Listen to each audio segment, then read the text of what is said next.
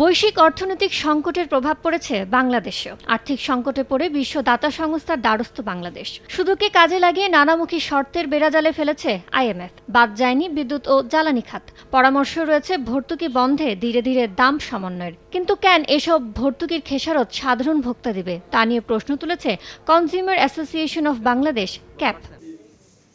বৃহস্পতিবার ডিআরইউ মিলনায়তনে বিদ্যুৎ জ্বালানি খাত নিয়ে সংবাদ সম্মেলনে সংগঠনটি জানায়, জ্বালানি নেই কিন্তু প্রয়োজনের তুলনায় অতিরিক্ত অবকাঠামো নির্মাণের খরচ জনগণ কেন দেবে? এসব ব্যয় জনগণের ওপর চাপানোর কোনো যৌক্তিকতা নেই জানিয়ে বিশেষজ্ঞরা বলছেন, দুর্নীতি কমানো না গেলে স্বনির্ভর হবে না বিদ্যুৎ ও জ্বালানি খাত। সরকারের এবং পাওয়ার ডেভেলপমেন্ট বোর্ডের অনিয়মের দায়ভারটা এখন আমাদের ঘাড়ে এসে পড়েছে।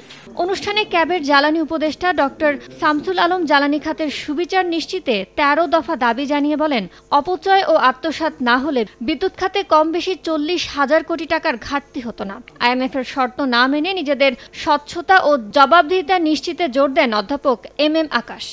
বিকাশে কম খরচে ক্যাশ আউটের লিমিট বেড়ে ৫০,০০০, প্রিয় এজেন্টও ২টা। বা জ্বালানি একটা স্ট্র্যাটেজিক পণ্য এবং স্ট্র্যাটেজিক পণ্যের দাম নির্ধারণ করতে হয় সোশ্যাল কস্ট অ্যান্ড বেনিফিট বিচার করে, প্রাইভেট প্রফিট মোটিভে নয়।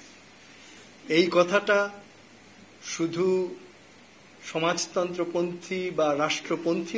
ভর্তুকি সমন্বয়ে দাম বাড়লে মুদ্রাস্ফীতিতে প্রভাব ফেলবে কিনা সরকারকে তা ভেবে দেখার পরামর্শ ক্যাব সভাপতির। যদি জ্বালানি তেল,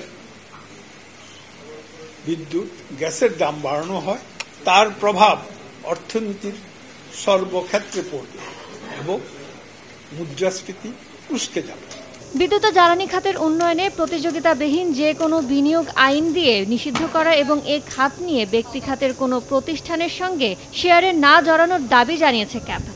ইয়ানুর শিফাত, সময় সংবাদ, ঢাকা।